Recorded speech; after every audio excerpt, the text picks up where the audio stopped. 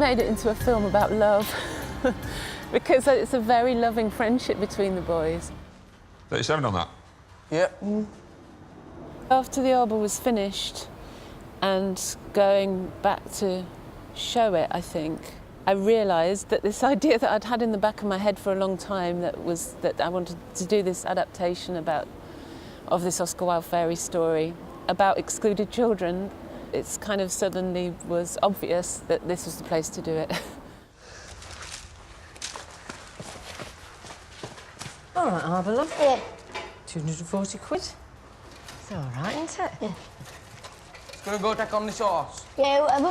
2, 3, 4, 5. There you go. The first draft of the script was written from the point of view of the giant. And then I realised I was more interested in the boys and I was more interested in their friendship. And then went through this whole thing of, is this the right title now that it's not his story, it's not about the giant's story, should I change the title? But in the end, I decided it was the right title because it makes it very clear that I see it as a fable and that it's somehow combining real life and a fable. So the fairy tale was the starting point, but then I completely let go of it, and then it found its way back into the film in ways that I hadn't fully expected. So I think the original story is about the wounds of love, and I think really the film is about the wounds of love.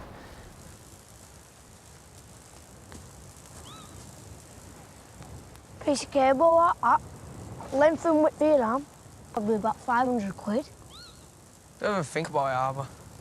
To be honest, I won't really bother if I didn't get it or I did get it. I was just doing it to get out my lessons, and then, because I just fight before school play or something. I went home, told my mum. Mum goes, all right, didn't take much notice of it, because I didn't know what it was. And then went to other auditions, and then I met Sean on seconding at his school, Tom. And I met Connor, and then we were just working and we just like sort of gelled, you know, like just started working well together.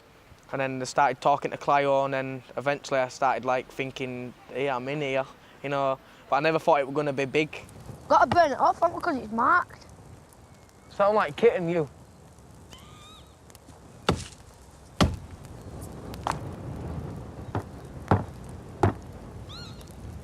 The first thing that we did after we'd done the casting, which in a way is part of the rehearsal process in a way, we just hung out really and got to know each other, so we got to feel comfortable with each other. Connor's quite reserved off camera, and so I'd give him a note, and I think to begin with he thought I was telling him off. With Sean, we could have very sort of open conversations about what Swifty might be feeling at any particular point.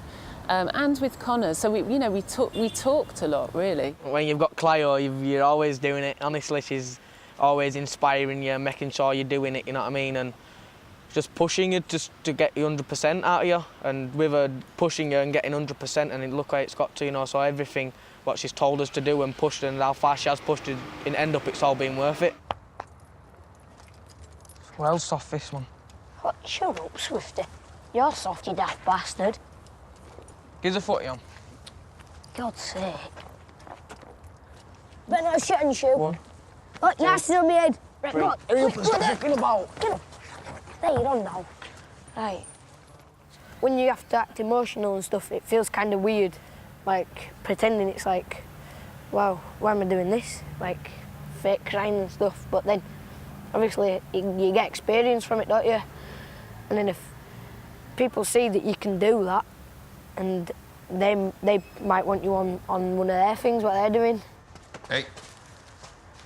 What are you doing? Get off. For tax, you're under 16. Got a taxi at source. Idiot.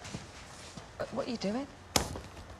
In part, it's about a kind of an ideology of selfishness that has kind of permeated, and what gets lost through that,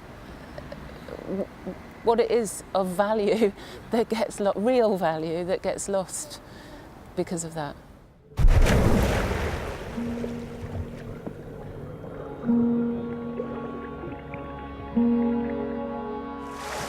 Do you think if you believe anything enough, it will become true? Of course.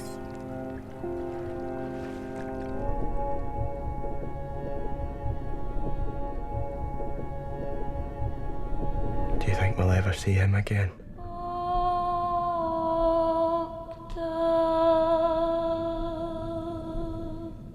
Such a unique style. When I first read the script, I was, so excited just by the story and the character and the journey of it.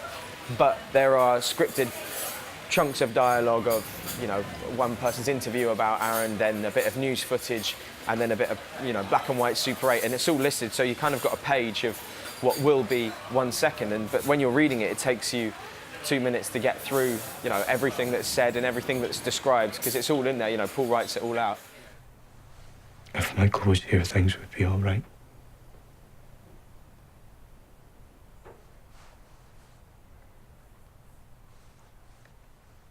Your brother's not coming back. It was about not just a relationship about a loss of a brotherhood, but a loss of a relationship between a mother and son.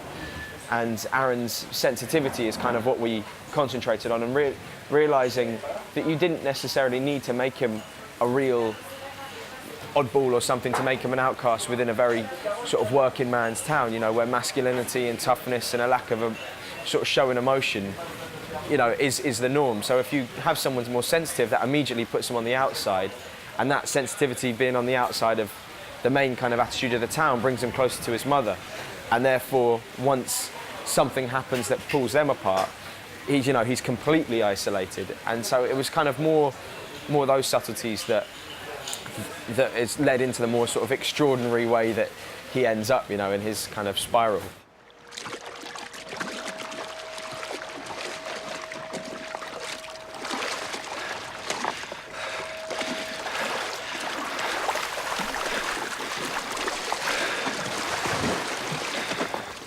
Paul, the way he works was quite free and fluid and everything. My memory of working with him and the way he talked about it was just more.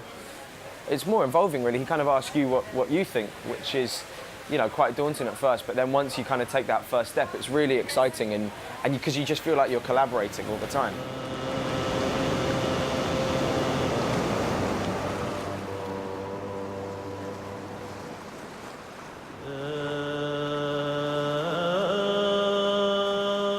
It's a physical location, and it feels tough, it feels hard, and I think that juxtaposes the fantastical element, and I think that's what's really nice about it. The physicality of it, really helped me, because there's also things that emotions can kind of spill out of a frustration of an action or something. When you're physically tired, you kind of you just let go.